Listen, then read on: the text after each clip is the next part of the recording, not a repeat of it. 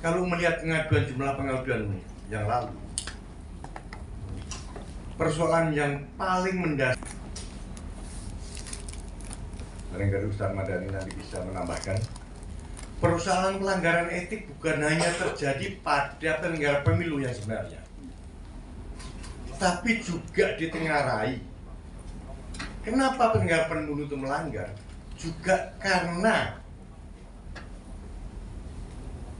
interaksi dengan peserta pemilu.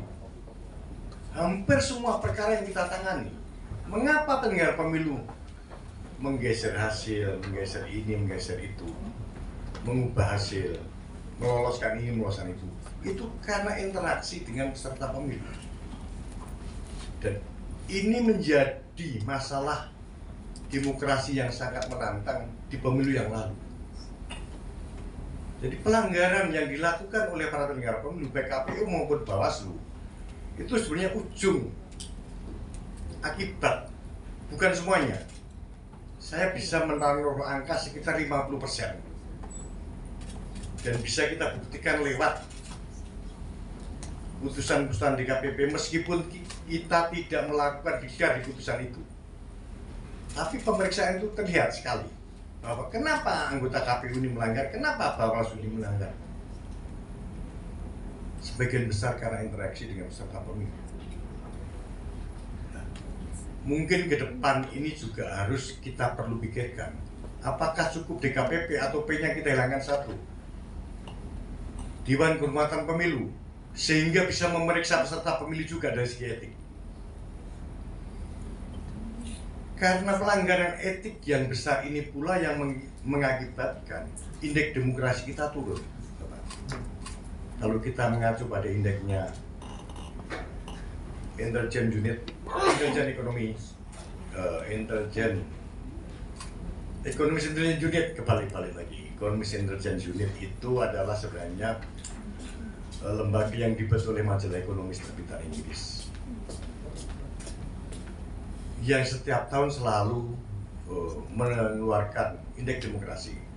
Ada dua lembaga yang dipercaya oleh dunia internasional, satu Money House, satu The Economist. Dan indeks kita selalu turun, bahkan saat ini posisi kita dalam posisi 57 dari seluruh negara-negara demokrasi, dikategorikan sebagai cacat demokrasi. Salah satu penyumbang terbesar adalah budaya demokrasi kita belum tumbuh dengan baik. Apa itu budaya demokrasi? Satu, money politik itu masih dianggap hal yang biasa di masyarakat ya. Dan itu terungkap dalam semua penelitian. Bahkan masyarakat kita itu 60% pemilih kita menganggap money politik itu hal yang biasa. Itu semua penelitian dari semua lembaga penelitian, 60% rata-rata. Ya kalau masyarakat kita masih menganggap money politik itu hal yang biasa, pasti demokrasi kita tidak akan siap. Dan itu akan mempengaruhi kemana-mana.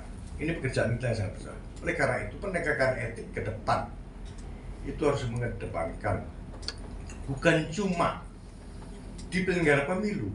Saya sih menyarankan peserta pemilu juga dapat menegakkan etik ketika saat kampanye. Bukan cuma pelanggaran hukumnya, tapi pelanggaran etiknya harus dikontrol. Saya nanti ingin mendengarkan tausiah dari Ustaz Mardhani Alisera tentang ini.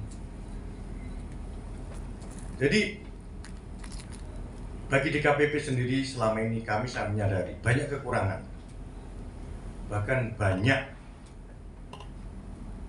kritik dari masyarakat. Satu, kenapa lambat?